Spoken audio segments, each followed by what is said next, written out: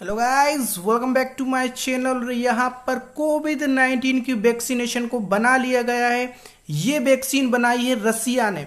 रसिया पहले भी इस दौड़ में जो वैक्सीन बना रही कंट्रीज थी उसमें सबसे आगे था और रसिया ने ह्यूमन ट्रायल को कंप्लीट करते हुए दुनिया की पहली कोरोना वैक्सीन यहाँ पर बना ली है।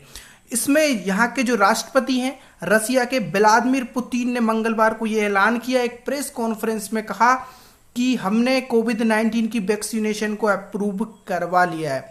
अगर हम वैक्सीन की बात करें तो यहाँ पर जो हेल्थ मिनिस्ट्री है रूस की, उसने इसको अप्रूव कर दिया है।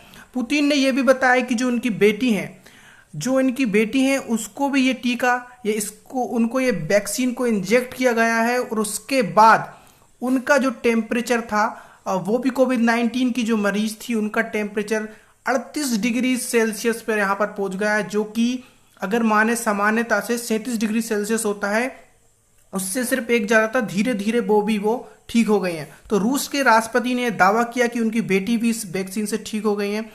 इसके अलावा जो दुनिया में पहली बार ये हुआ है कि नए कोरोना वायरस के खिलाफ ये वैक्सीन को रजिस्टर कर दिया गया है। उन्होंने धन्यवाद दिया वैक्सीन पर काम किया जिन्होंने इसमें जो योगदान दिया उसको धन्यवाद करते हुए उन्होंने कहा कि सारे जरूरी टेस्ट गुजरी है ये वैक्सीन और बड़े पैमाने पर यहाँ पर उत्पादन के लिए भेजी जाएगी। रूस के जो व्लादिमीर पुतिन है उन्होंने जानकारी दी है कि एक बेटी को इस वैक्सीन की डोज लगाई जा चुकी है। उन्होंने कहा कि दोनों ठीक महसूस कर रही है, किसी तरह के साइड इफेक्ट नहीं है।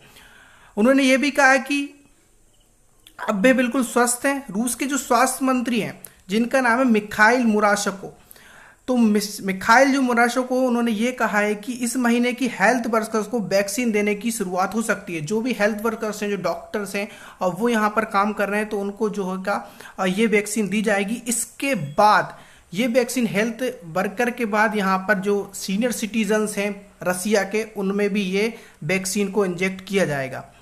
देन अगेन ये जो रसिया है पूरे अपना जो पब्लिक है उसमें ये डिस्ट्रीब्यूट करेगी। अब ये कब तक मार्केट में जाएगी इसके बारे में बात करें तो फिलहाल इस वैक्सीन की लिमिटेड डोज तैयार हो गई है, रेगुलेटरी अप्रूवल मिल चुका है। तो अब वैक्सीन का इंडस्ट्रियल प्रोडक्शन इस पर सितंबर तक इसमें काम शुरू कर देगा और ये अक्टूबर तक देश भर में यहाँ पर डिस्ट्रीब्यूट हो जाएगी।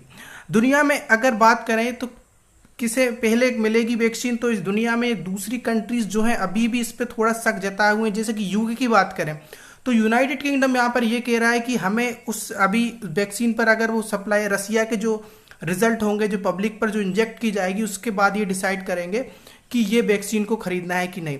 लेकिन जो फिलीपींस कंट्री यहाँ पर दावा कर रही कि रसिया ने वैक्सीन बना ली है और वो उनके साथ हैं और इस काम के लिए उनको एप्रिसिएशन भी कर रही है। अगर रूस एजेंसी टास जो है वो एक रूस एजेंसी है, उसके अनुसार माने तो रसिया में जो ये वैक्सीन है फ्री ऑफ कॉस्ट उपलब्ध होगी। इस पर आने वाली लागत जो है देश के बजट से पूरा किया जाएगा।